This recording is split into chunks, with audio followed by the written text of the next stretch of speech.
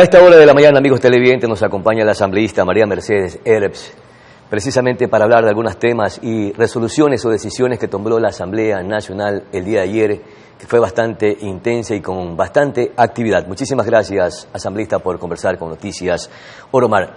Y es que después de crear estas pugnas innecesarias o intencionales entre el Ejecutivo y el Legislativo, definitivamente se decidió resolver incrementar las penas para implementar precisamente estas penalizaciones y acoger el pronunciamiento de la consulta popular o del pueblo ecuatoriano en las urnas en el proceso democrático anterior.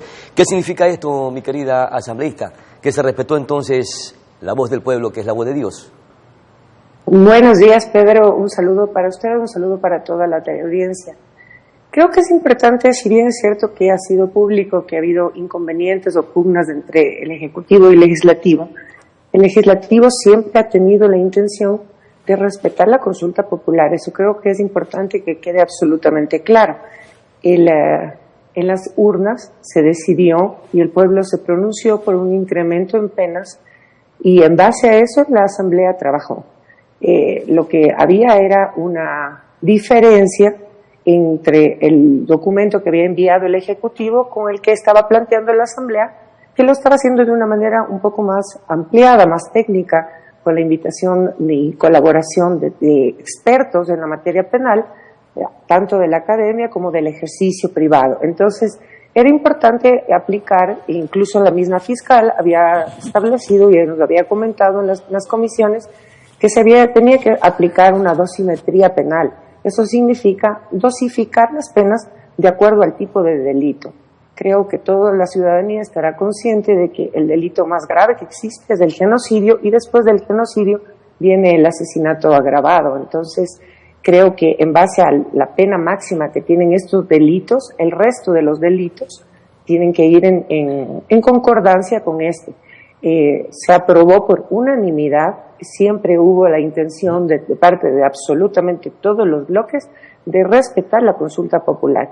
Creo que más bien hubo una forma más bien mediática de parte del Ejecutivo de encontrar un rival con quien un poco confrontar. ¿Y cree que esa sea la estrategia del Gobierno Nacional de buscar con quién pelear precisamente para distraer la atención de los temas de fondo? Porque de lo que usted menciona y de lo que ya se escuchó a nivel nacional, la Asamblea Nacional aprobó precisamente el incremento de penas, un poco recogiendo lo que presentó o lo que planteó el Ejecutivo. Es decir, no difirió en absolutamente nada.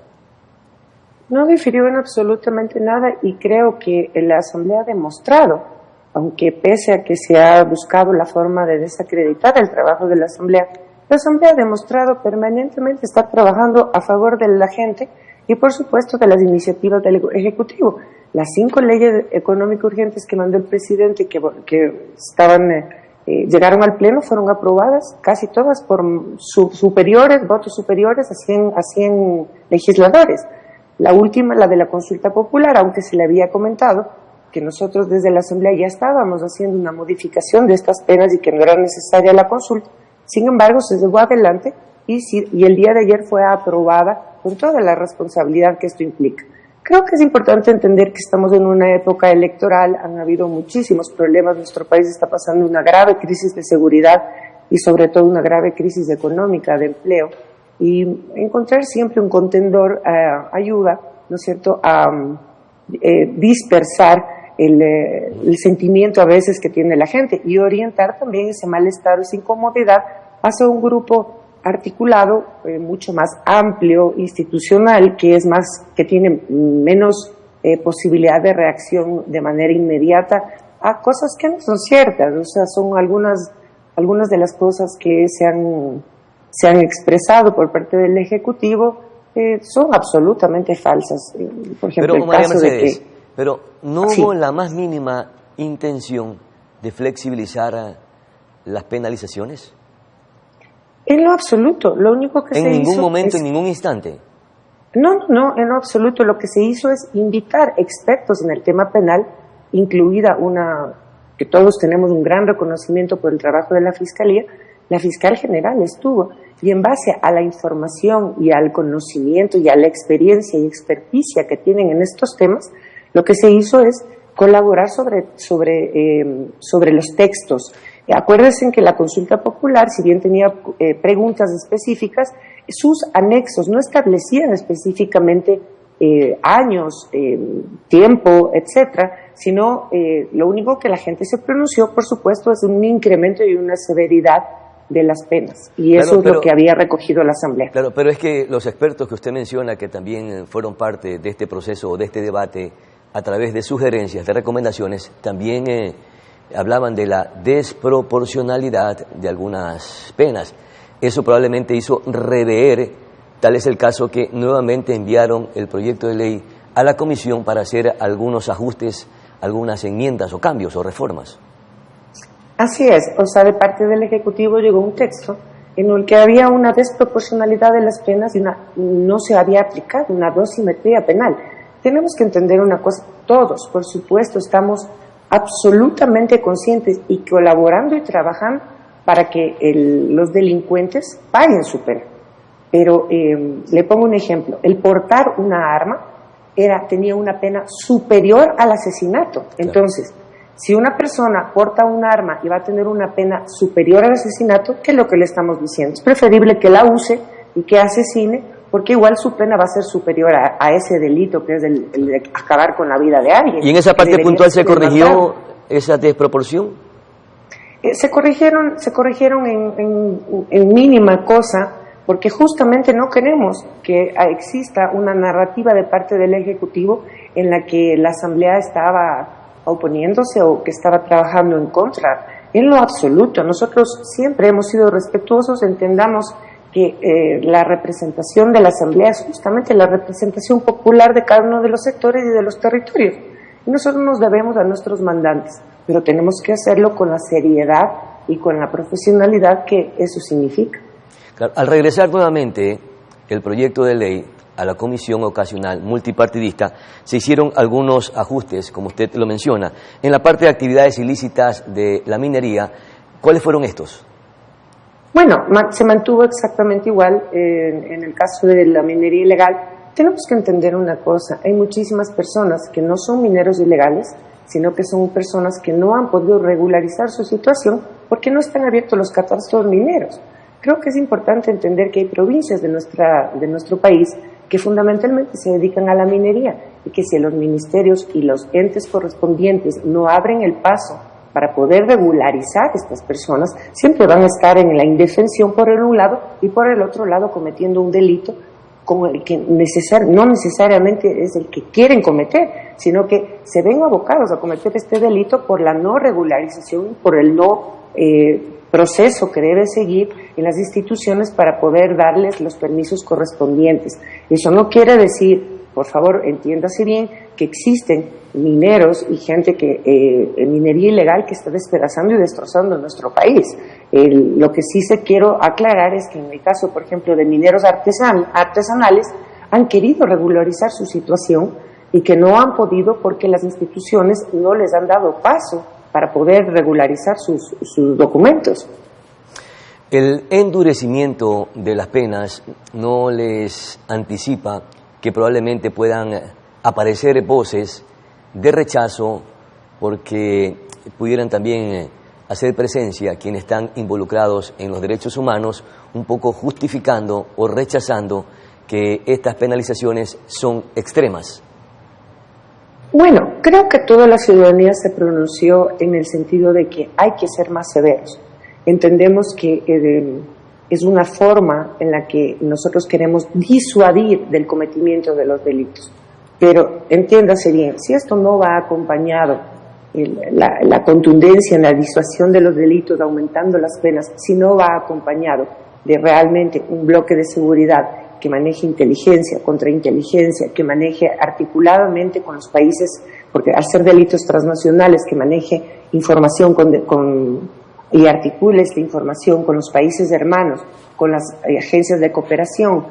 Aparte de eso, necesitamos fomentar trabajo, empleo y mejorar las condiciones de vida de la población, pues no habrá penas que nos permitan mantener un nivel de vida equilibrado y tranquilo, que es la paz, lo que estamos buscando.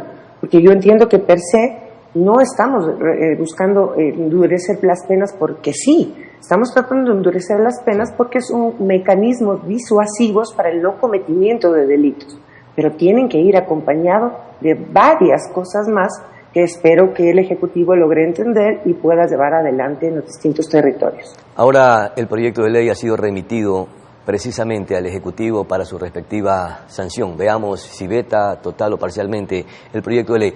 Decía yo, asambleísta, que el día de ayer en la Asamblea Nacional, aunque fue un pleno virtual, estuvieron una actividad bastante intensa. Definitivamente la Revolución Ciudadana no pudo salvar de juicio político al expresidente del Consejo de la Judicatura, Wilman Terán, ni tampoco al exvocal Maribel Barreno. Se pronunciaron a favor del juicio de manera unánime ayer en la Asamblea. Por supuesto, la intención, el informe de la Comisión de Fiscalización llegó al Pleno con la idea de archivar en los juicios tanto del señor Wilman Terán como de la señora Barreno. Sí procedía, la comisión dio paso al juicio del señor Muñoz, que fue censurado el día de ayer con la totalidad de los votos. En el caso del señor Wilman Terán, el Pleno se pronunció en decir que no vamos a respetar el informe de la comisión, sino que se continúe con el proceso de fiscalización y juicio político, que incluso ya está convocado para el próximo día martes, de hoy en 8. ¿Y qué responsabilidades en el caso del expresidente del Consejo de la Judicatura y de la ex vocal Barreno, qué responsabilidades se encontraron para mantenerse que debe continuar el juicio político en contra de estas dos ex autoridades del Consejo de la Judicatura?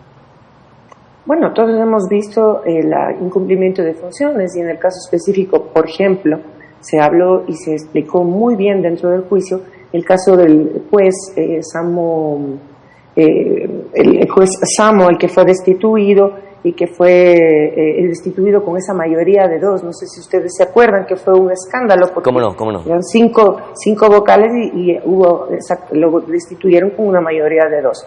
El interpelante planteó muchas causales sobre el incumplimiento de funciones y nos dimos cuenta que aparte de eso, todos, es público que los dos señores están enfrentando procesos dentro de la justicia. Entonces, si es que hay los suficientes elementos como para que enfrenten procesos judiciales, ¿cómo no va a ser posible? ¿Cómo podría ser posible que en la Asamblea no se les censure políticamente? Así que el día martes de la próxima semana está planteado el juicio político a los dos vocales destituidos del Consejo. Martes 16 de julio.